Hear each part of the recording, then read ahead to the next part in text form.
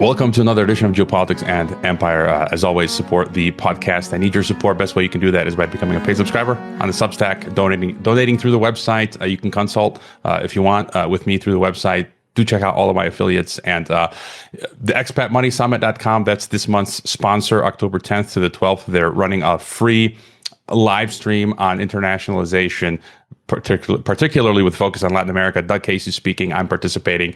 And if you can't catch the 24-hour free live stream, you can use the code EMPIRE and you'll get 20% off the replay, lifetime replay, as well as other perks and access to the VIP panels. So thanks. Shout out again to Mikkel Thorup for his support. Joining us for the first time on Geopolitics and Empire is whistleblower, forensic historian Richard Grove, creator of the amazing Grand Theft World podcast over at grandtheftworld.com, founder of the Autonomy course of action at getautonomy.info, and University of Reason, among numerous other exploits. Welcome, Richard.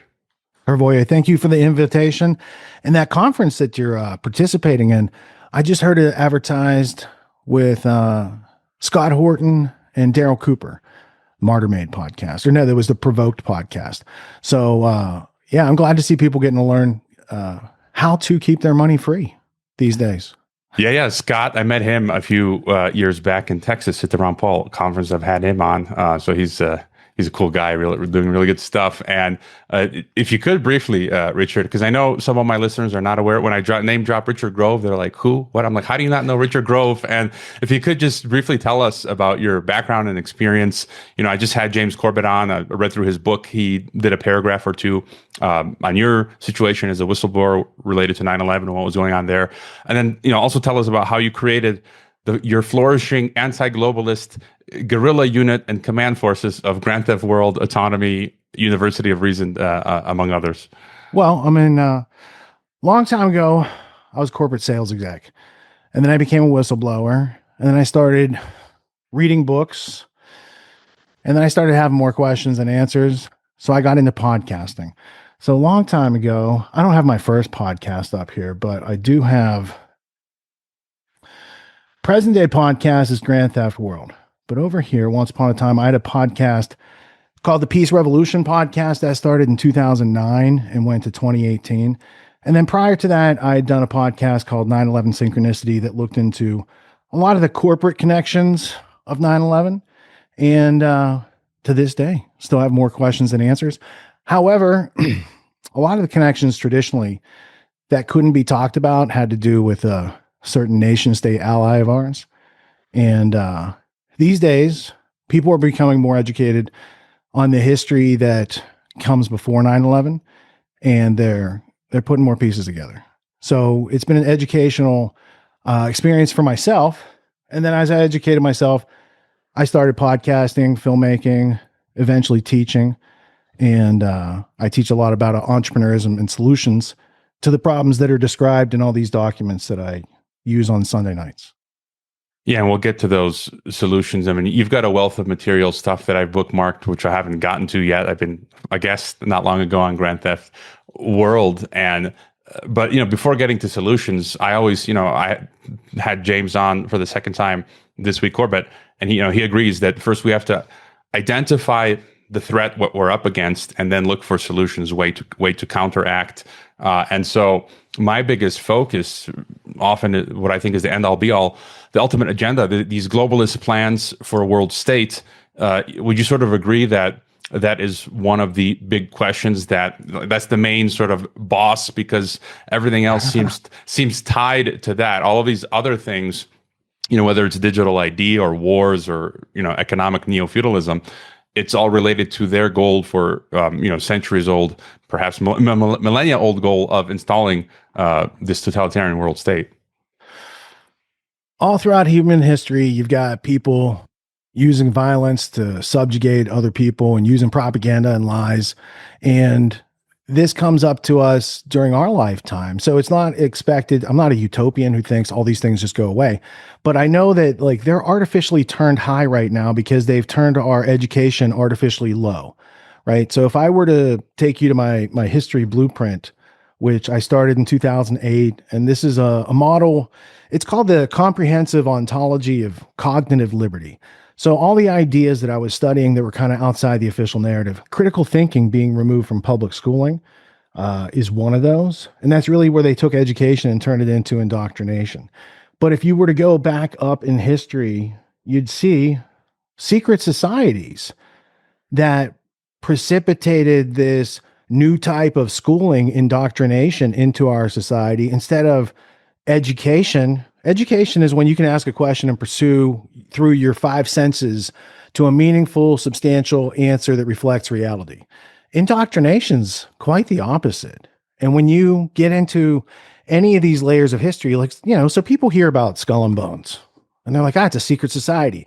And some people know it's from Yale, and some people know it's, East India Company, opium, slave, narco terrorism type of trading money. But few people know about the right and left Hegelians that brought in the Skull and Bones mentality into America. And then you start getting into any of these topics and you're led back to people who want global domination. And then that's a long time goal. In the time of Alexander the Great, it was one thing. In the time of satellites and drones and algorithms, it's a different thing. Throughout history, they've formed subgroups or working groups and had various goals to take away freedom along the way, right? They could take away our intellectual freedom much more easily than our Second Amendment freedom, right? So, yes. So your observation is accurate. Throughout history, they've just wanted to take and control everybody.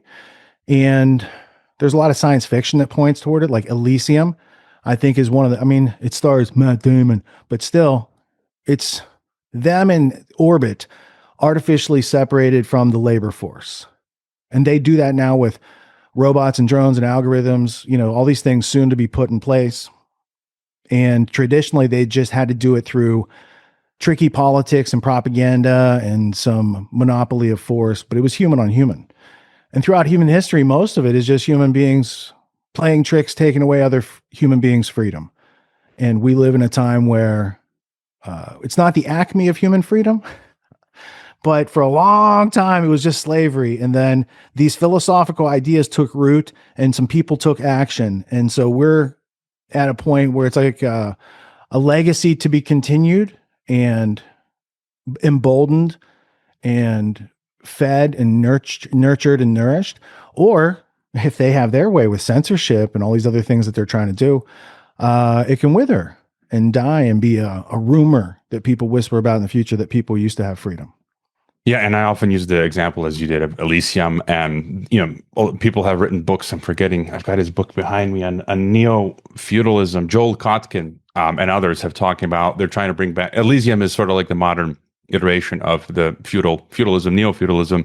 And I had a guest on recently, Stephen Yates, and I don't know if it was him who coined it or he was citing Yanis Varoufakis in his book on techno-feudalism, how effectively what they're doing is creating cloud serfs. So the capital is now in the cloud, and then we have to pay to use the digital farms. So we're like cloud serfs. And so I'm just on that point, because I'm focused on that a lot. And you've done a lot of work on the British elite, Cecil Rhodes, all that crowd, Philip Kerr, Milner, you name it, CFR. I've had on the podcast the director of the ECFR, European Council on Foreign Relations, as well as the former Chatham House director, Victor Bulmer Thomas. And basically, they're creating all these international organizations, these regional unions, European unions. What is at play, I think, right now is the North American Union. In fact, yesterday, Trump, with Carney in the White House, again called for a merger of Canada and USA. And is it any wonder we've got the World Cup next year happening in all three countries? And so just to get your further thoughts on this sort of, I guess it's the Anglo-American sphere that's really pushing this. Yeah. This has been a traditional set of playbook that they've been running. But to start with, like your Elysium comment, H.G. Wells wrote a book in 1938 called The Shape of Things to Come, which was made into a film called Things to Come. It's really one of the things that foreshadows technocracy, which was born like in the 1930s. And so this MI6 front company, London Films, brings this movie to fruition. And if I were to bring it up over here in Wikipedia, you could see it's outside of copyright. So it's an easy film to get these days. You can watch it for free. But the science fiction film, based on the book, shows that they create an artificially contrived situation where there's like civil war and everybody loses technology and people are set back to the Stone Age. So it's like gangs and thugs and sticks and clubs, and they keep everyone in line. It becomes very tribal.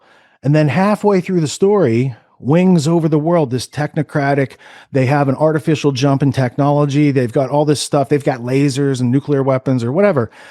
It's their foreshadowing of what Elysium became like as a cinematic thing. So this idea that they've had of like developing black budget technology, holding it over here, and then at some point getting a drop on humanity is a big part of that. But Cecil Rhodes is an interesting segue into it, because I could take you, and you know, the Anglo-American establishment is a long history, and that could be like a whole conversation in and of itself. But if we were just to look at, now I know some people are sensitive to MI6 and stuff like that, but these are just, an intelligence agency is really an organization that looks out for the interests of the people who creates it. And if in this case, it was a bunch of people from the East India Company and Cecil Rhodes people and bankers and City of London type of coterie, you could say. So the Rhodes Scholarships and the Rhodes Scholarship Trust that drives the Anglo-American establishment is really a Rothschild scholarship. Because if you go to the History of the Rhodes Trust by Sir Anthony Kenny and you read the afterword, you'd see that in 1901, 1902, the Rhodes Trust was funded by the Rothschild family and continues to this day. So your Bill Clintons, your Rachel Maddow, Stephanopoulos, Pete Buttigieg's, you know, there's a whole lineage of Rhodes Scholars in our society. If they're funded by an international banking family, that's something substantial and significant. So I have an artifact for you. Let's see. I keep it in the bubble wrap because this is a very special book. It's not just a copy of the last will and testament of Cecil John Rhodes with elucidatory notes, edited by William T. Stead of the Roundtable Group. The review of reviews is like, let's see if I push this button. These are the journals of the Roundtable Group in London, in the UK. That's like the UK top driving force of the empire. These are the private papers of Lord Grey, and these are the private papers of Colonel House. They tell a story, but that story starts with this book. This book belonged to William T. Stead, and he died on the Titanic. It's kind of weird. There's a memorial to him in New York City in Central Park, and William T. Stead was a co-conspirator of Cecil Rhodes. And this is a conspiratorial document in the finest historical form. Now, when you get into it, I could go through and show you in great detail, but I'll just summarize for sake of time. In the document, Cecil Rhodes says he wants to create a secret society based on the Jesuits, replacing Roman Catholic with British Empire for the aims of taking over the entire world, to your point. And to do that, they would need to take over America and make it part of the empire. And so then the Anglo-American establishment is a group that is strongly emboldened by the last will and testament of Cecil Rhodes, takes root in America, drives most of American 20th century history, and has yet to be known by most people. Famously written by Carol Quigley in Tragedy and Hope, and also Anglo-American Establishment, which I have up there, and summarized in Tragedy and Hope 101. Are you familiar with the Joe Plummer Cliff Notes version? No, I got Tragedy and Hope back in Croatia, but because of weight, it wouldn't fit in the luggage coming back. But no, Joe Plummer. Yeah. Oh, so Tragedy and Hope 101 is the easily attained understanding of what a 1,300-page dense book plus another 300-page super dense book bring to the public. So Quigley first hears, so Carol Quigley was Bill Clinton's mentor. Carol Quigley was groomed, mentored by a Rhodes scholar named Crane Brinton. Carol Quigley, at the time of writing Tragedy and Hope, works at the Edmund A. Walsh School of Foreign Service at Georgetown University. He spends 20 years writing the 1,300-page book. But that really starts in like 1948 when a whistleblower from the Cecil Rhodes Roundtable group that we just talked about goes to Quigley and says, hey, there's this plan to take over America and take over the world. And he gave him all the details. So Quigley writes the Anglo-American Establishment in 1948, but doesn't publish it, scared for his life. He spends 20 years going out to write Tragedy and Hope to kind of prove and verify the more condensed story. The more condensed story of Anglo-American Establishment comes out in 1981. Quigley died in 1977, and it was printed posthumously, which also goes to the fact that, you know, he was speaking about a power that he was very close to, that he worked like and lived among. And, you know, he said that he had no aversion to it. I think that was what you said, is continue breathing air amidst those people, right? You're telling the world, you're like, oh, I don't have no aversion to it. That's just, he's like, I just think the world should know. And so they lied to Quigley. There was a conspiracy and a cover up, and that's a seed of American history that I think, I thought 21 years ago merited being memorialized. And so my first, continues to be my media company is called Tragedy and Hope. And that's why my X handle is also still at Tragedy and Hope, because I think more people should understand that story. And I don't expect them to read the 1,300-page book. Yeah, I still haven't, I think. But I just want to go a step further. You recently had on Mark Passio on Grand Theft World, and I haven't reached out to him yet. I plan to get him on, and I love his work and analysis as well. And, you know, Zionism now is just talked about. And, you know, there's that, you've talked about this as well, the Rothschilds, the British elite and Zionism, this nexus, and just get your further thoughts. And there was a hilarious clip of Mark, I think it was last year, I cut it and I shared it, where he's mocking the people who say it's the Jews. And I love his term where he says it's an occultocracy. And, you know, you mentioned, we can talk about, I mean, there's Anthony Sutton and others who talk about the ultimate goal is to penetrate the East and have this convergence of East and West so that you can finally get your world state. And we saw them build out technocracy in China since the 70s. Russia is, so it seems like all countries are on board ideologically with the plan, but there's still like cartels fighting. It seems like the West wants to dismember Russia. So just any thoughts on, you know, Mark's quip, you know, is it the Jews or is it just an amalgamation of all of these different interests? Well, I mean, I have long stated that the people who started Zionism are not religious people.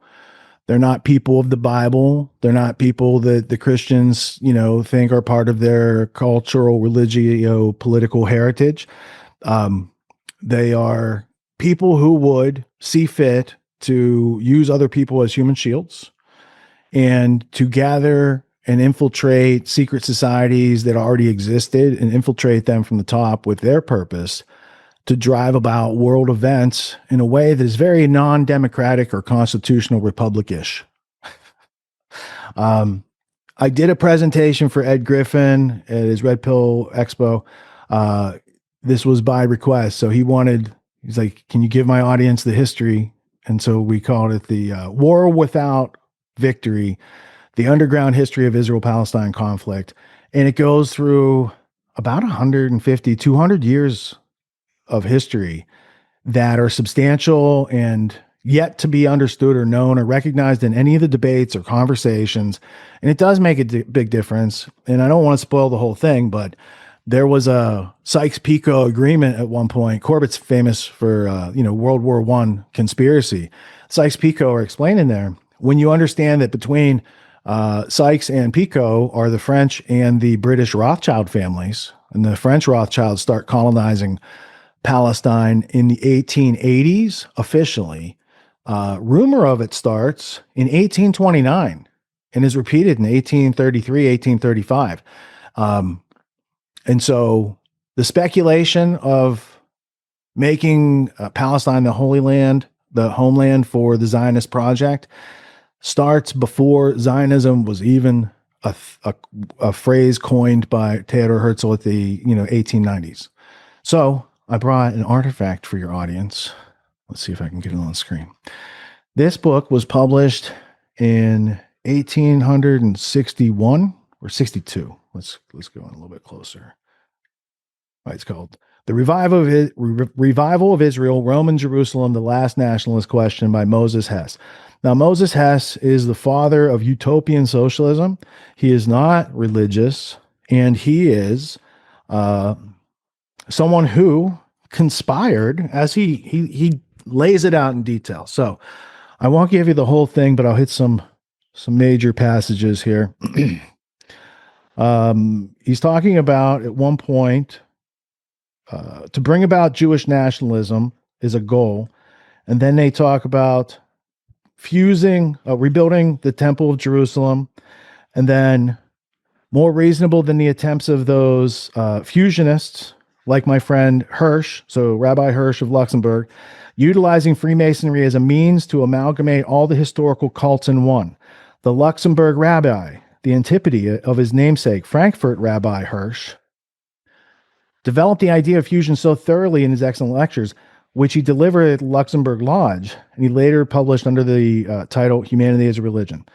The rabbis to do this, so all that remains for the rabbis to do this is to close up their Reformed temples and send the school children to Masonic temples. Well, that's interesting when you consider the Prussian school system that's brought in. But note also the infiltration of Freemasonic lodges in Europe to bring about these ideas of a Jewish state in Palestine, 80 years before Israel was born, and 60 years before Tiny Mustache Man. So there's a lot of things that are pointed out in this book. I know Jay Dyer recently picked it up and probably did a deep dive on it, but he talks about by name Montefiore, Albert Cohn, Rothschild, Fould, and others would be people who would be in on this plan. These men are Jewish princes, such as the Jewish people had not had since the dispersion. These should organize a society for the colonization of Palestine. So when you start looking at the forthcoming Aliyah movements that went on in the 1880s, and the fact that they're continuously talking about colonizing Palestine with people from an ancient Jewish cult, right? That they're trying to fuse in with these Freemasonic lodges. And then he talks about the need for later it becomes very specific. By 1890s, they power Zionism with anti-Semitism. So the more anti-Semitism, the more power is given to Zionism.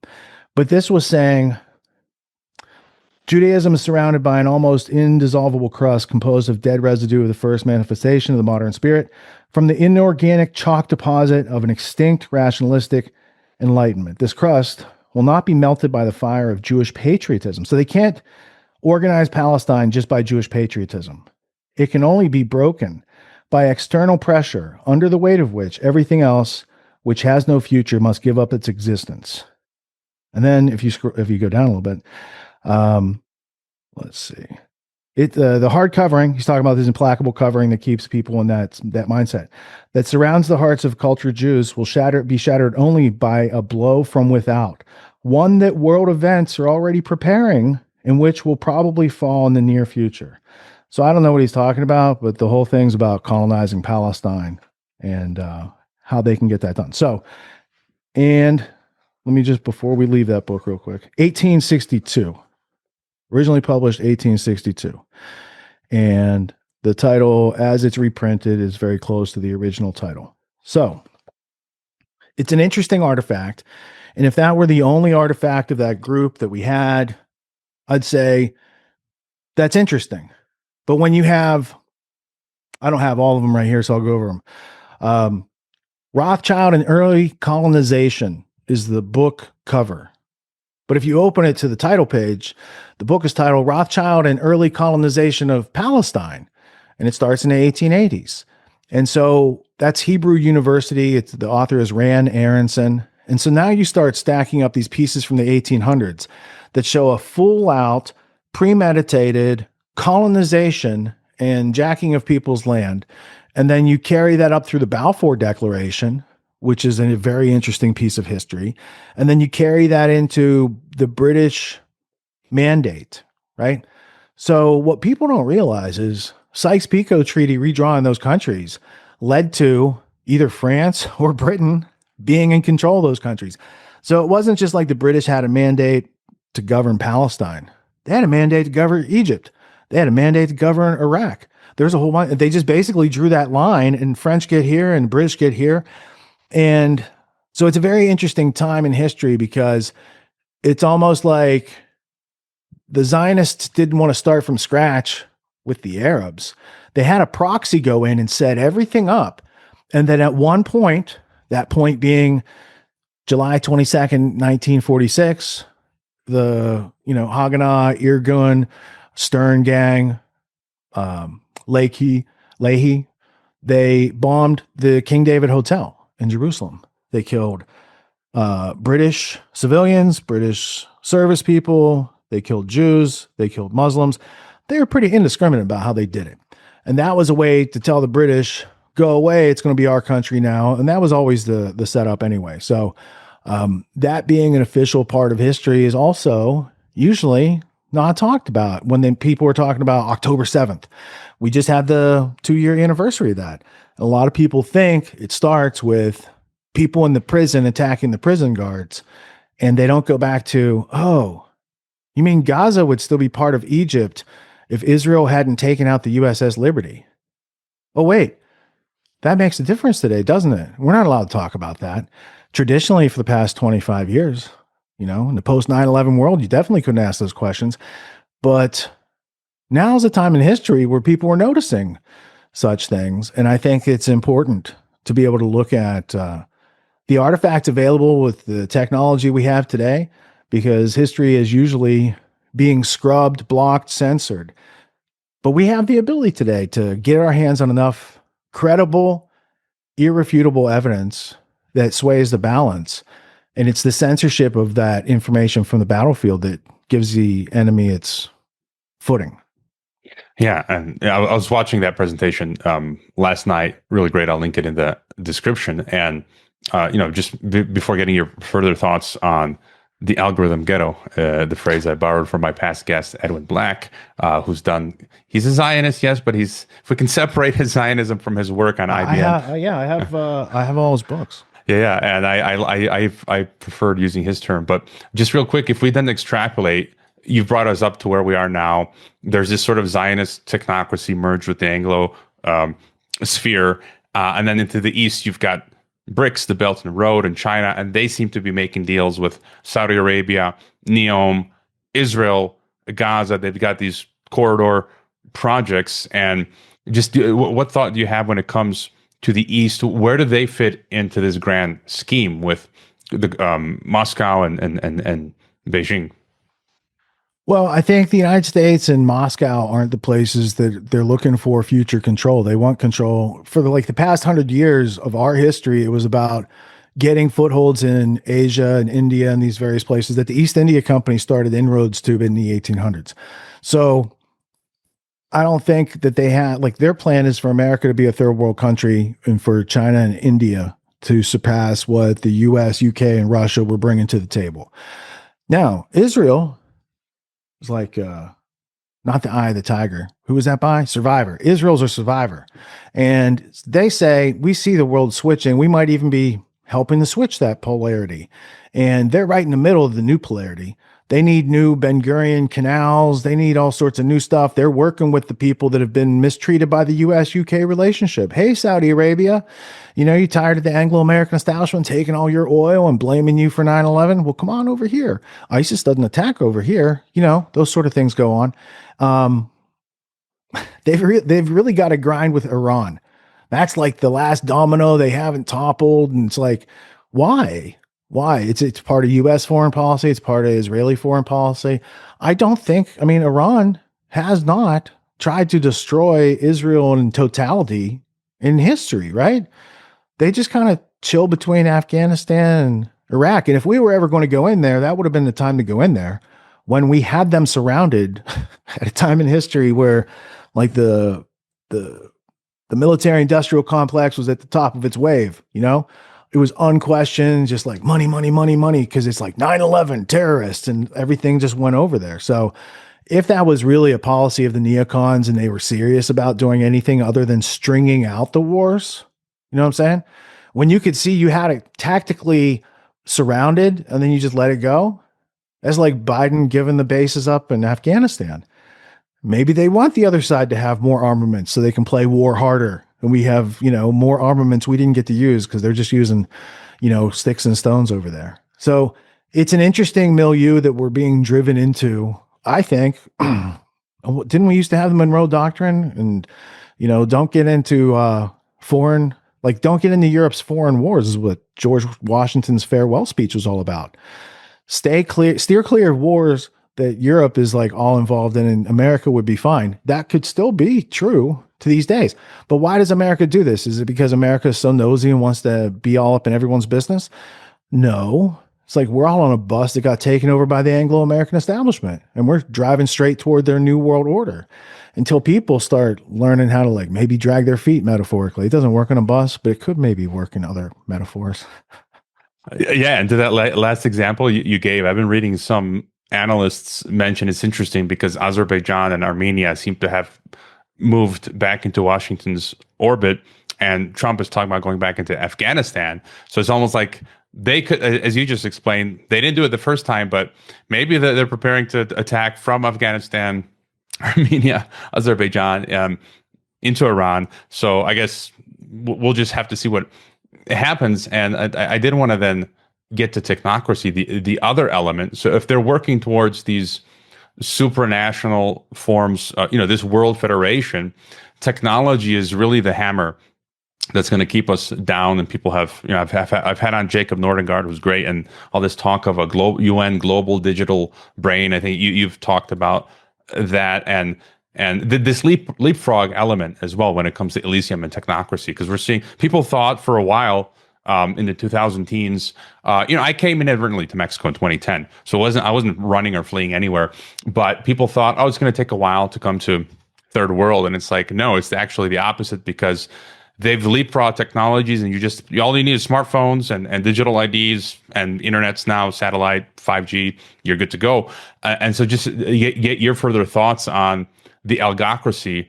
Back in 2020, I was on Spiro Skouras' show, and I said, COVID was all about bringing in global algocracy, and now country by country, they're activating digital IDs. And so it's getting James, he was in Malaysia trying to get breakfast, and he almost couldn't function because the cash wasn't accepted, and you had to use the apps.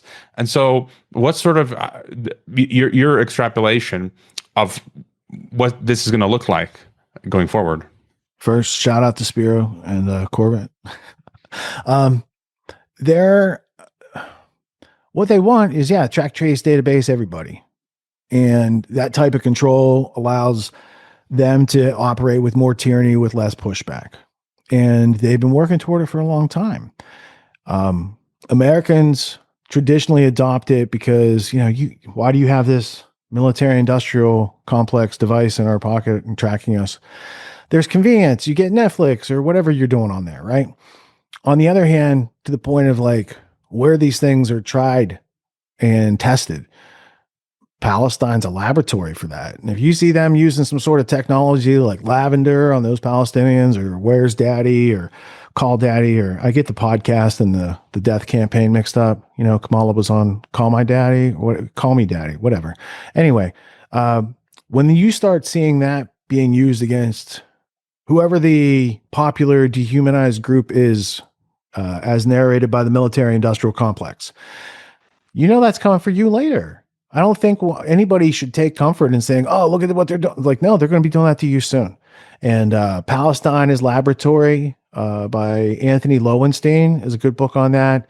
But that's been a historical topic for like longer than my lifetime now, since the 6 Days War, that they've used, in addition to like brutal techniques and Nakba and ethnic cleansing and all these other things, that they've used technology at a foremost type of way. The automated machine guns, like you still don't see automated machine guns and these other types of things around other places than one of those multi-generational prison camp situations that they got set up over there. They seem to have a monopoly on that. Other countries try to compete, but they get busted up real quick.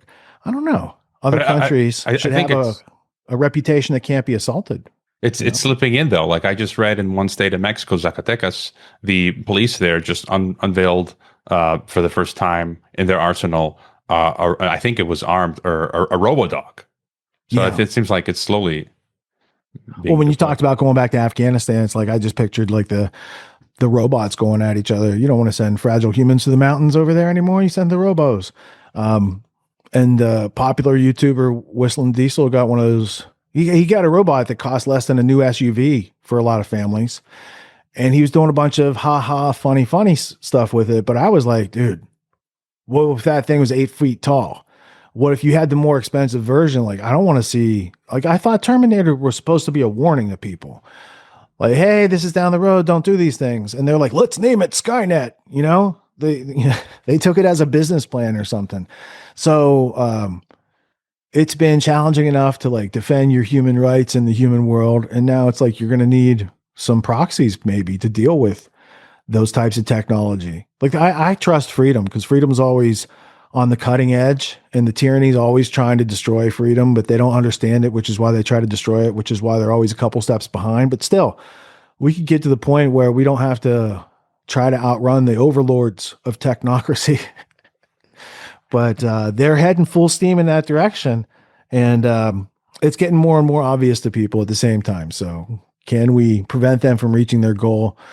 Can it become obvious to, I like to think shows like yours and Corbett's and mine help sway the balance so people get it just a little bit sooner so that we can head them off before the pass. Yeah, that is a great observation. And maybe to turn things home to North America, get your thoughts domestically, because you were talking about technocracy and then, yourself and others, we mentioned the 1930s movement. Is it any wonder Elon Musk's grandpa was involved? And now we've got, the project of the technate, Panama, Greenland, annexing Canada. And then the Trump administration is, Larry Ellison of Oracle. I mean, they're just taking everything over, the Zionist aspect, TikTok. And then this talk of Civil War 2.0. And for a long time, because I'm Croatian, I lived for a year as a kid in Croatia during the war in 1994, the tail end. I didn't really experience anything bad myself, but I've been saying that they might use the Balkan playbook here in North America because, the EU, the EU was born out of war. So the prototype for the Regional Union and World Federation was they used war to birth that in Europe. Then we had the Yugoslav war. And my view was they broke Yugoslavia into pieces to then reintegrate them, Croatia, Slovenia and Croatia, and they're working on Macedonia and Serbia to reintegrate it into the EU. And I'm wondering if they're ginning up the U.S. Civil War. I think the Kirk event was to radicalize both sides and manufacture civil war because Americans don't seem to want to go at each other's throats. And so they're having to manufacture it. And then coupled with the Mexico dimension, with the cartels. Yes, the cartels are a serious problem here, I can tell you. But I'm wondering if they might use the Balkan playbook to accelerate North American integration. So any thoughts as to what's going on here at home in North America? I think they're sprinkling a little bit of everything to see what sticks. They'd like a race war. They'd like Democrat, Republican civil war. They're just trying to spark something in any which direction that points away from, hey, people are noticing the Zionists going on, magically, coincidentally, the whole Charlie Kirk assassination over there in Utah has resolved a bunch of problems that Zionist foreign policy could not resolve for themselves. And so between TPUSA no longer noticing and TikTok belonging to Larry Ellison and Paramount and all those other companies belonging to people who won't question any of the history that led up to the 10/7 or anything that's happened since. I think that's, let's see, did they have a goal, a business plan? Did they have resources into that? And so I'm not saying that there's any connection between the assassination and their good benefits.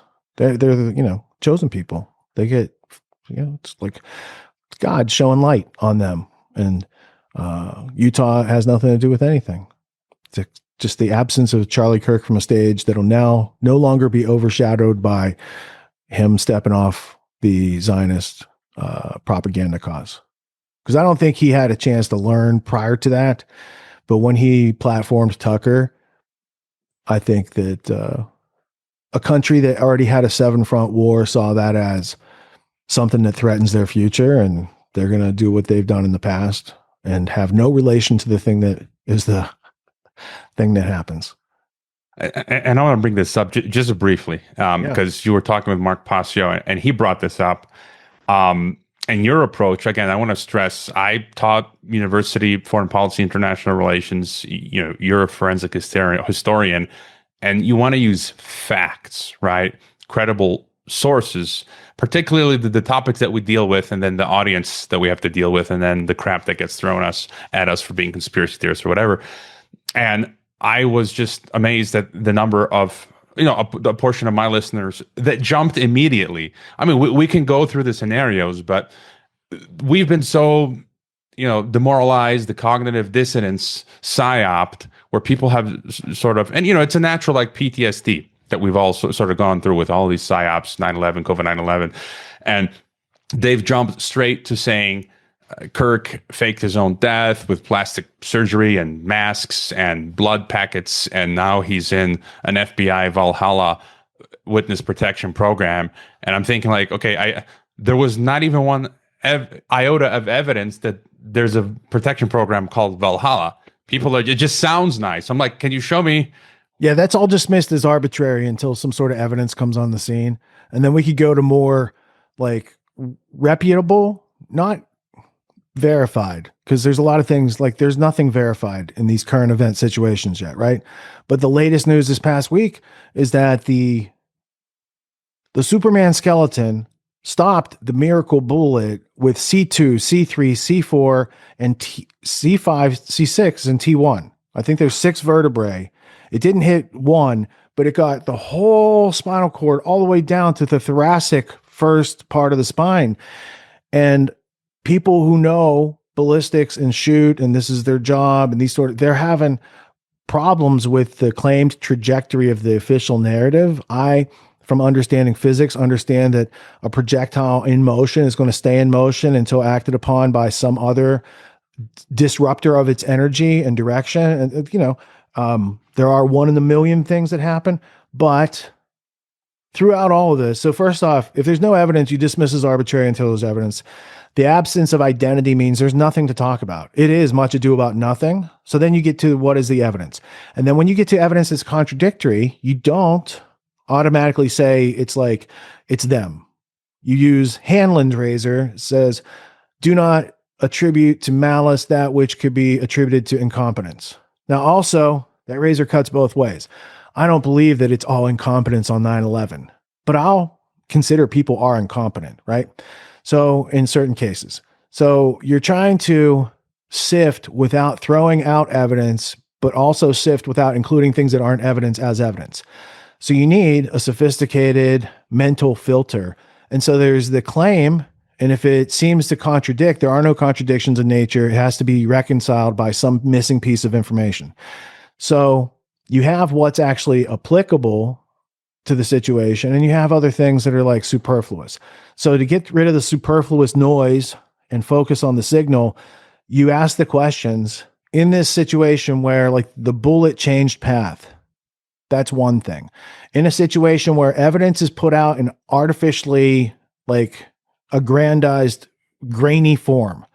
In other words, all the evidence that was put out in the first week is just a bunch of bullshit. It's pixelated. They have him. If that's him, he's on the roof 3 seconds earlier, laying down. Show us him. So they do that to people. So they'll argue. And the way it works is like this. We expect a story that makes sense. They took out a piece in the middle, maybe several pieces. They put some contradictory pieces in there. Now everyone argues he had it down his skinny jeans. No, he didn't have it. He took it apart. No, he didn't take it apart. He found it in the woods. They found it in the chicken coop. All leads away from if that guy didn't do it, and he's the patsy, as is traditional in these situations of special operation assassinations, executive actions, as they're called. That's one thing. Is a group that benefits, because you ask Key Bono first thing, then you can go find who did it. Who benefits? Well, there's a group that benefits. Is there any connection to them? Nope, not one shred of evidence to them. Do they own a professional assassination force that does external foreign assassination? Are they really good at it? Yep. Do it all the time, brag about it. Okay, but we're not going to consider them a suspect at all. Nope, because we got this dude and his grandpa's rifle and he admitted to it in Discord. That's interesting. Tell me more about the guy who turned him in. Wow, we don't want to mention his name. The sheriff says we didn't want to mention his name, but his name got out there in paperwork. Oh, okay. Who is he? Oh, he's a detective. He's, fugitive task force recovery for U.S. Marshals. He's the Boy Scout guy. He might also be the pastor. Like, he's a lot of things already in that story that they don't want to talk about him. And then he's a online hunter for law enforcement. And so he poses as a young person on Discord in these various channels and writes fake chats. So I'm like, oh, there's definitely nothing to see there. We shouldn't scrutinize the official story, because I'm sure Kash Patel and these guys are just telling us the truth straight out because they're honest guys. They were on Timcast, bro. They're honest. So they can't be pressured, and definitely no one in their families could be pressured or blackmailed. So I'm sure it's all just what they're telling us on the surface. And if you look at it and you still can't buy it, it's like, it's like Mulder and X-Files. I don't want to believe in the conspiracy theory. I want to believe that they're telling us the truth. And I'm believing real hard, and sometimes it just won't work. And then I ask, when there's pieces of evidence, I say, how did the guys at the box cutters do that? Or I might say, how did this, Tyler the executioner, like, how did he do that thing? This thing over here, if they really wanted to catch him, wouldn't you put out the non-grainy version of his face? Wouldn't you put out the ones that you have an AI worked on? Because what they did, like in their original press conferences, Kash Patel was like, we used AI because we couldn't see the face in the footage, so we made a face happen. And I'm like, oh, and then the guy in law enforcement, the Boy Scout guy who could be setting him up, he's the one who recognized, the parents didn't. So there's a whole bunch of like inconsistencies in the story already, and it's only been a couple weeks. You've got Candace out here making these wild claims, and everyone's like, Candace, you're a liar. Candace, you're a liar. And Alex did the best take on it yesterday. He's like, she's like running mouse traps. She puts the cheese, they come and do the thing, and then she snaps it, and for those who found it hard to believe that Charlie would like start to get red pilled about Israel, I don't find that hard to believe, especially with guys like Tucker getting more vocal when it was safe to say something about it. You know what I'm saying? I said the week after 10/7, I was like, here's where the leaders of Hamas are. They're in Qatar. Here, like, I could basically give you their addresses. It's published in the news. Go get them, and I'll believe that you're serious about self-defense. But when you go after these women and children for 2 years like this, I got to say, you guys are doing the same thing the founders of the Zionist movement wrote down very boldly. We know, like, the Arabs shouldn't like that we're going to make them move, and they will resist. Like, they wrote all about it in Ben Gurion's journals and his diaries and other guys that were like founding members. There's a lot of those quotes about colonization, ethnic cleansing. They don't say genocide, but they do talk about the removal of the people from the area permanently and like renaming everything after new stuff from Europe, bringing in pine trees into the desert and making it more like Eastern Europe. And they do that to bury Palestinian cities that they've destroyed. So, yeah, I mean, there's a lot of cool, interesting history that we have not been shown. And it's so much more interesting than anything they've shown us in history school, like class in school or History Channel. These are the things, like when I read one of these books, Fire in the Minds of Men, Origins of the Revolutionary Faith. You might think the Illuminati is a conspiracy theory. James H. Billington, Rhodes Scholar, Librarian of Congress, will tell you otherwise. And he's got the goods. He's the librarian of the Library of Congress. He has access to all the artifacts.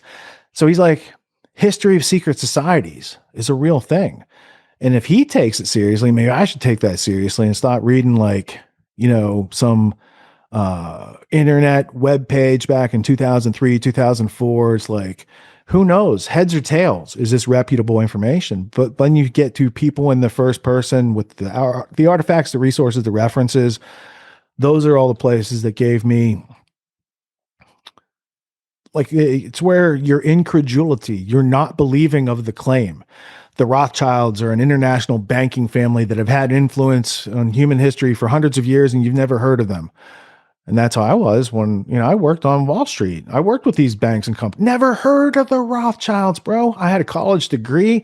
I was so incredulous. And I only had to get 50 pages into Tragedy and Hope. And Carol Quigley's like, yeah, there's this family and they've been doing it. And here's how they do it. And here's who they do it with. And I'm like, geez. And then, since then I've acquired, well, let's say 30 books on the Anglo-American establishment and its history, but also another 30 books that are the biographies, autobiographies of the Rothschild family themselves in their own words. So not conspiracy theory, and conspiracy theories, though oftentimes like jump to wild conclusions, there's so much more veracity in the actual documents. Like I send people to this one site here all the time. It's called the Rothschild Archive. So you just like someone's skeptical. It's like, bro, rothschildarchive.org. This is the family's website. You go to exhibitions, you click timeline, they tell you everything. Oh, my connection's not private. Let's go back to safety. But you see how you could do it if you were willing to press the extra buttons that Brave just pops up and screws me up.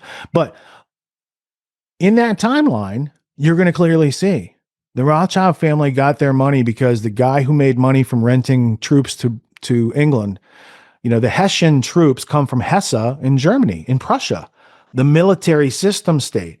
So Britain didn't have enough English troops to subjugate America. They brought these Prussians over and they speak German and they're real scary. Still didn't kick our ass, but they made a bunch of money. And then Napoleon's coming by, and that guy who has all that money, that prince, he's going to get jacked. So he says to Meyer Amschel Rothschild, can you hide my money?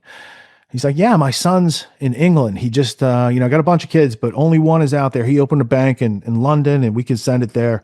And then that money is invested. That's fair. This guy couldn't protect it. This other side's like, we'll hold it. We'll keep it safe and we'll grow it a lot. And then we'll cut you a slice and give it back later. Maybe we'll get to that. So from the East India Company shares of gold, Nathan Rothschild pays for Wellington's troops so he can defeat Napoleon and eventually win at Waterloo. They also make a bunch of money from that stock market move where people thought they were going to lose, and then he bought up all the shares. That's in a movie from 1938. It's an Academy Award. It means it won an Oscar. George Arliss and Boris Karloff, the guy who played Frankenstein, he's in there. He plays like a Prussian count. It's called The House of Rothschild. They'll show you the whole Waterloo, Napoleon. It's the official family history in cinematic form. And it seems when you first watch it, you're like, is this some sort of Nazi movie? Is this racist? They caricature themselves like that.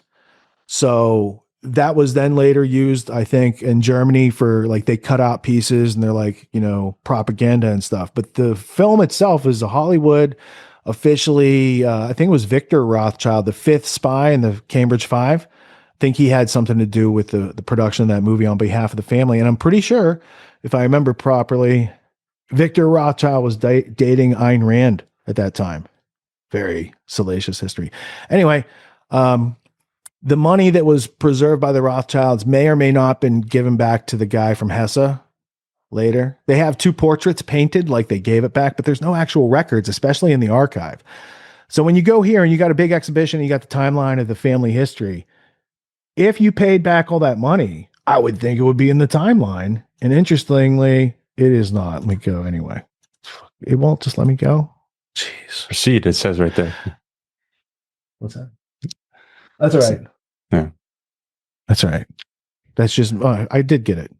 I was able to click through. So when you click in here, these each drop down spontaneously. So you can see the timeline from the 1450s all the way up through, and the timeline you'd be looking for is the early 1800s, right here, where they start to gain their first client, and Nathan moves to London, and then they start doing what international banking families do. They start spreading out and making loans all over the place and gaining power. And America plays a very interesting part of that story. And that's another multi-hour story. But the gist would be, they never had an official Rothschild banking company outlet in America in the 1800s. They always used frontmen. One of the frontmen they used was a guy called August Belmont. That was the time of the American Civil War. August Belmont was the chairman of the Democratic National Party, but he's also the Rothschild frontman in America in charge of all their business dealings. So Rothschilds funded the Confederacy. They wanted the Confederacy to win. They thought Lincoln was a thief who took things from them. And then he died, and they got back into the position of banking for this country. But Lincoln had to print greenbacks because he couldn't work with the international bankers who had come back after Andrew Jackson fought him off for a little bit. You're a perfect example, I guess, as a model for people to use. And you got to get a lot of books, sources, methods to parse through this. And I think in general, this is what we should all be doing. You mentioned Kash Patel and Dan Bongino, who had his Rumble channel, and he was alternative media. We've had David Icke coin MAM, mainstream alternative media, Amazing Polly, New Narrative Network. I'm trying to coin my own phrase. I was thinking lately, LAM, legacy alternative media, because it's basically taking the mainstream legacy media, putting it into the alternative media, and so maybe to get your thoughts as to how you think the resistance is doing. Not just alternative media, podcasts, people who are in this space, the listeners, but humanity as a whole, the dissident counter movement to all of this globalist technocratic madness. How do you think we're faring? I don't want anyone to get overconfident, but if you follow the history and the attempts of trying to get this type of information out there, 30 years ago, it's a handful of people you can count on one hand. 20 years ago, it's still a small group of people you can fit them in one room. When I started pioneering long form educational content that was outside the public narrative, I started podcasting. I didn't know anyone who had a podcast. I just knew it was a way that I could take educational content and put it out there for people to be able to listen to. So you're doing it not because you think you can win, but because it's the right thing to do. It needs to be done. We're up against this group that's very well funded, very well organized. They don't deny their agenda with a conspiracy theory moniker. They know they're doing it. They're doing it on purpose. It takes people a long time because good people want to believe that other people are good people. And that's true. For 99% of us, we're great people and I'd love to hang out. But there's a small population that have corporate psychopathy and a whole bunch of other things, right? I do believe that power corrupts and absolute power corrupts absolutely for most people, probably for that same 99% of people. 1% can be Marcus Aurelius. Wait, they kill the Marcus Aureliuses. Full stop. To get him out of here. John Lennon, people who won't buy into the military arms subjugation of humanity because they don't know a better way to make money. You know what I'm saying? It's and it's done by people who print money out of thin air, which is even kind of worse, because they could just say, we reward something else now, but they want to reward war. So I think that's also part of it. So I'm optimistic because more people now, especially since COVID, when Corbett started podcasting, a year after I saw his was the first podcast I listened to back in the day. I've been there since episode 1, and I discovered Pilato's work. And then, there was small group of people became thousands of people, is now millions of people around the world who are not only look at TikTok, that whole thing. I still don't TikTok, but I know what it is now. When that was taken off, I'm like, man, what is that? It's a bunch of people getting shorter attention spans. That's opposite of my goal. Stay away from that. And then I see all this, war footage going on. It's for the first time in history, people were getting to see. Look how powerful that is. And then it's we got to censor them because they're owned by China. And I was like, okay, maybe. Is that a thing? And then you see who actually buys it and for why. BB just bragged. He's like, dude, we just took over the whole chessboard. He's like, we got to take this. And then Elon didn't even have to sell it. He didn't have to sell X. He just changed the algorithm the next day because all of a sudden I log into tweet about, Grand Theft World, and there's all this stuff. And I'm like, what's going on here? And then you find out they're paying people $7,000 a post, and then they're flooding your feed. Like I read both sides anyway. So I don't mind that you're putting the Israeli spokesperson in my feed, because I'm going to go find him anyway and read his stuff. But like, it's just like so quick. But if you get the message of Charlie Kirk being assassinated, and you're in Congress and you're about to vote on releasing these Epstein files, you might even get some texts like, try it, go ahead, see what happens, push it. When Candace had to do the dead man switch, because she was making a bunch of claims, and I noticed she wasn't providing evidence. So, and I know she's not dumb. So I was like, what's going on here? And then she started saying this stuff, and I'm like, oh, that's pretty dangerous stuff right there. Like, and you're sitting on more of it. And, many journalists have had accidents in such situations. You could get Danny Casolaro, you could get Gary Webb. There's any number of, who is Michael Hastings, your Mercedes could all of a sudden just speed up and go into a tree in a very unusual way that leaves the transmission 900 feet away. So dead man switch, dead woman switch, I think might be the first use of it. Is a very interesting idea. And I like that she named some of the people she sent it to. And I was like, yeah, they definitely would release that. Like, it's like, for them, it would be like release the Kraken type of stuff. So I don't like that Kirk was assassinated. I don't like how his organization has not seemed to miss a beat. Like, they're not looking for, because they have the answers from the FBI, of course. So there's nothing to be seen there. And they have the 4K footage, which clearly upholds and makes sense of the FBI story, except they can't release it because it could upturn the official story. So I don't understand that part. And I don't know, like at the Last Supper, Judas was there too. So there were people that were definitely close to Charlie and pressuring him. And I don't think any nation state can organize an assassination in 48 hours like that. However, if you take into consideration, nation state could have had a couple months to plan for that. You're talking about the people who gave our president a pager, representative of indiscriminate bombings that they did that were applauded by the people who support them, at least, not the international community so much. So there's more to be learned. And as a historian, I begrudgingly cover current events every week, because I want the artifacts. Where's the autopsy? What's the crime scene? I want the data. And the reason I do Grand Theft World is current events need to be juxtaposed to the history. And if I don't get in the mix of the fog of war and show people this is how you sort, it's just like having a messy room. You pick each piece of evidence up and you say, what is this? Where does it go? Does it have a home? Did it come from a reputable place? Like, you're asking certain questions, either to clean the room or to discern if something's true. In the case of a document, this looks like a juicy document about Operation Gladio. Why is it being shown to me now? Who's showing it to me now? Where did it originate? You ask these questions. It's basically a more advanced version of the 5 W's plus how.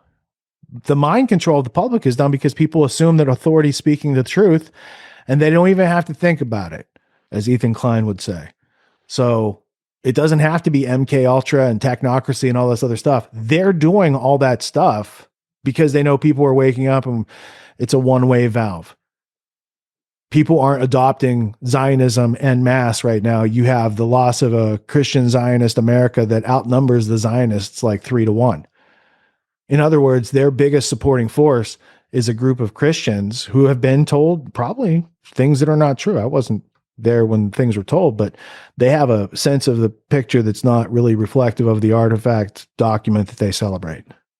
Yeah, and in reading Corbett's book, he cited twice Brzezinski's speech in the late 2000s on the global political awakening and how it's easier to kill millions. And I'm wondering if they're working quickly on the drones. This week I was looking at, Seven Seas, who's been on a podcast who does great work. He did a rough napkin calculation on his Twitter saying that they might have more than one drone, like 10 billion drones. So they might eventually get to more than one drone per person. This AI expert said that drones will be used in swarms to kill people. So I'm wondering if they're working on Brzezinski's idea to rapidly take us out because they can't, shut off the info spigot. And your approach as well with Grand Theft World. That's also what I do for myself. I do my roundup in an hour or two every week for paid subscribers, sort of like what you do, just to sort of hash out what's going, where are we at, what's happening, and then maybe to just get your final thoughts on the way forward, what people can do. I often think about what you're talking about, educating ourselves, so education, and then surviving, thriving, doing some prepper stuff, whether it's, in the tech world, Linux is degoogling phones, having gold, silver, cash, farmland. If they advance, I got to go retreat to my bug out location in the mountains where I got a well with water and fruits and vegetables and chickens. And so, and any further thoughts? And I think what you're doing is, entrepreneurship as well, teaching people how to become successful financially, which I think is important. I've met some podcasters who lament the fact that their work isn't getting enough financial support, and it's like, well, you also have to become business minded, right? We all need capital to succeed and grow. And so, just final thoughts on what people can do in the way forward. I think it's one of the primary ways that schooling handicaps us that education would purposefully unhandicap you from, and that's the solution. So going out into the world, not knowing how to build a skill, build value in the marketplace, raise your, your aptitude in order to level up. In other words, every time we have a problem, it demands learning in order to solve that problem. We're not taught the seeds of how to learn anything. So every problem is like a new challenging thing that we have to ad hoc, like make it up as we go to solve it, when you could just have a method or a tool to cut straight through these things. So the first thing for individuals is we help them. Like, first, let me divide my week like this. I spend Sunday nights for 7 hours going up against the globalism and the New World Order and showing the evidence. And it's like, this is a real thing and you need to do something about it. I spend the rest of my week with my family and then teaching students what they can be doing about it. So what do we do about it? We get out the ideas that are not true from our head. Beliefs that do not serve us, ideas that are not true. We put them over here for now. You can pick them up later. It's like, checking your baggage. So then without that baggage, we addressed like the learned helplessness, the scarcity mentality, the things that keeps people from growing and learning and embracing the growth process over and over and over. Then once they get that straightened out and they look with curiosity on things they don't know, and they know learning is always going to be awkward or embarrassing or confusing. Yes. But what's on the other side? And they learn to like get over that hurdle much quicker.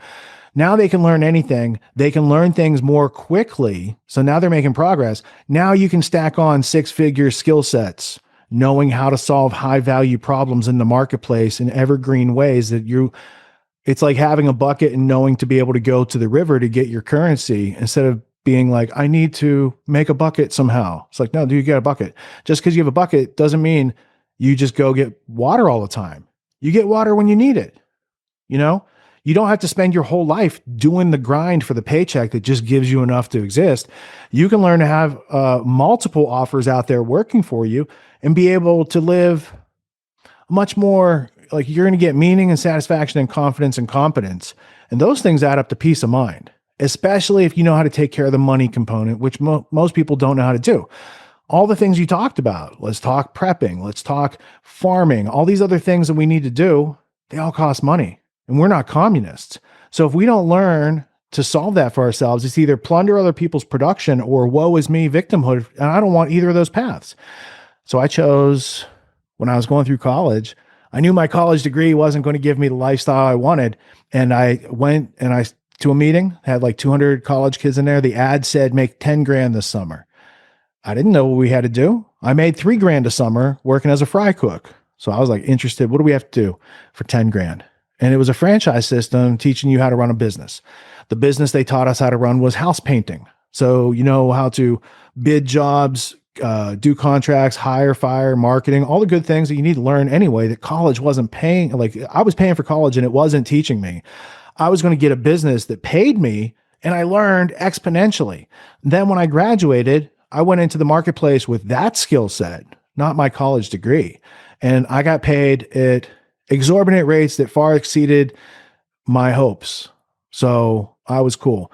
When I became a whistleblower, and sacrificed a multi-million-dollar career to do the right thing and preserve my integrity. It was the easier thing to do because I knew how to go get money from the market. I didn't have to, like guys I worked with saw the same things. They knew it was wrong, but they had a boat payment or they got their 4 kids in college or whatever. I was in a situation where I was able to, George Washington said it like this: it takes a man of the highest virtue to withstand the highest bidder. I was able to say, from where I come from and how I was raised, it is much easier to give up all these accoutrements than to give up, my knowledge of self and integrity and these sort of things that allow you to sleep well at night and be comfortable in any position. And if you got to start over again, that's not as scary as getting compromised with those other people. So throughout the week, I teach people, twice a year. So it's 12 weeks at a time. We actually just started last Friday, and it is at getautonomy.info.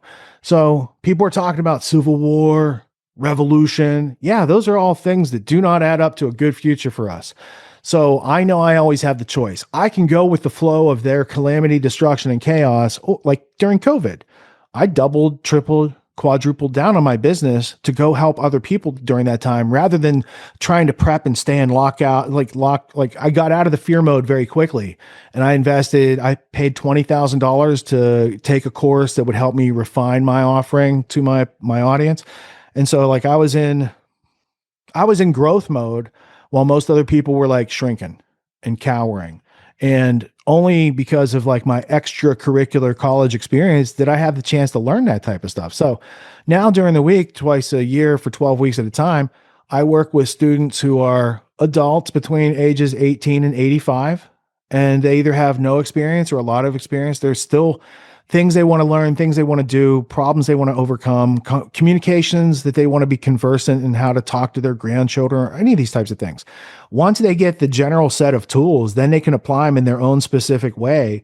And they come back season after season for more and go through the same curriculum because they're different. They've grown. And now when they go through the same course, they're learning each time the things that they didn't washed off them the first time or the second time. This is season 14. So it's the 14th. So it's 7 years that I've been doing this. I've got students that have been through every season, every time, and they have grown immensely during that time. So it's the type of thing where the autonomy course of breakthrough actions reflects back to you in a greater magnitude the energy you put into it. So if you come to the course and you don't do anything, nothing's going to happen. But if you try just a little bit, you're going to get like this. And you say, oh, I want more of that. And you try a little bit more and you make bigger strides in your gains, because it's an incubator specifically designed to accelerate true self-education in an open source way. So it turns you on to reality and helps you achieve that and maintain your white pill, optimistic, creative. We have to create the solutions to these problems mentality, instead of seeing everything getting plagued by black pill, pessimist, demoralized, which is the goal of the other side. So I just took their goals. I'm like, let's do the opposite, because I think their plan sucks. And thank you for hosting today. This has been a fantastic conversation. No, and that's a great white pill, the growth mode. And people need to look into that, apply it. And even for myself, I've never been a natural business person or entrepreneur. I've had decent jobs up until now, taking me through Mexico and Kazakhstan and TNT Radio. And then really the last year and a half, for the first time ever, living full-time off the podcast and applying what you're talking about just intuitively, where, So for your benefit then, since you're paying attention, here's how it works. There's stagnation, and then there's comfort. And these are growth rings, traditionally they're called. And right above comfort is complexity, and then there's chaos. So you want to stay away from chaos. You want to stay away from stagnation. You don't want to stay in comfort too long. You want to regularly get into growth mode, right? Which is complexity. So the triggering of complexity is you saying voluntarily, I'm going to do this the right way or the hard way, or I'm going to do this extra thing, because you are giving yourself your own workout. So I refer to these types of situations as workouts with my students, because it's workouts for your mind. So the reason I wanted to bring that up is because you picked up on growth mode, and growth mode is knowing how to get into that complexity, but also go back to comfort mode when you want to. It's a voluntary thing. I bring it up because I caught Charlie Kirk's last interview right before he was shot. He was interviewed, I think, that morning. And it doesn't talk about politics at all. It's Charlie talking about entrepreneurism. And he said that phrase, growth mode, that I don't hear many people talk about this. Like Carol Dweck made she wrote a book, The Growth Mindset. And basically you either think you can or you think you can't, and you're going to get what you think. That's her whole like Nobel Prize winning idea. It's like, well played. That was an obvious thing. She staked it out. She's New York Times bestselling author. That growth mindset or that growth mode is so rarely talked about. But there's Charlie in his last interview, and he said it 1, 2, 3, 4 times probably during that interview. And it was all about entrepreneurism, leadership mindsets, things that I'm going to have all of my autonomy students check out this season, because I think there's been a lot of overshadowing on political ideas and things like that, and not enough on, like, he was teaching people that which they don't teach you in college as well. He was just like doing it more implicitly through his actions than he was through his like college performances. Yeah, and what you said about comfort mode, just to give my personal example, I was on TNT Radio. I quit on the Ides of March, I think 2024. And then I went from comfort to growth, Substack, doing for the first time paid membership.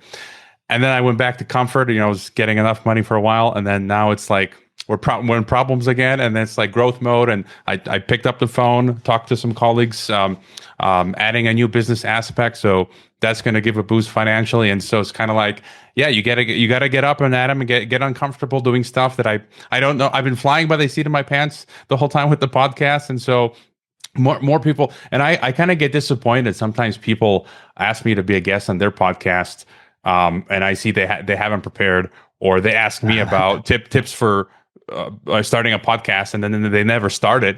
And I kind of get sad. I'm like, I got that Rudyard Kipling's "If" poem in front of me from Art of Manliness, which talks about you if you lose everything in one game of what's it called, toss and pitch, and you just start again without muttering.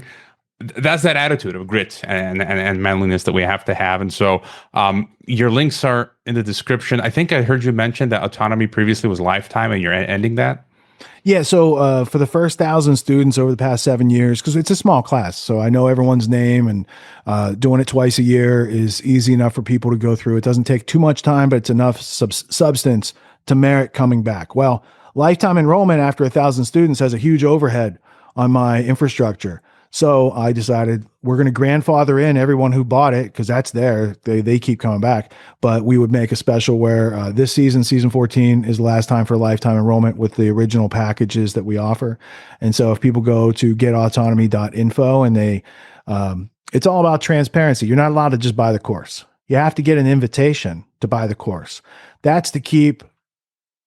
We want to keep the community a fear-free zone of mutual exploration where people from around the world go in there and they're productive to the nth degree.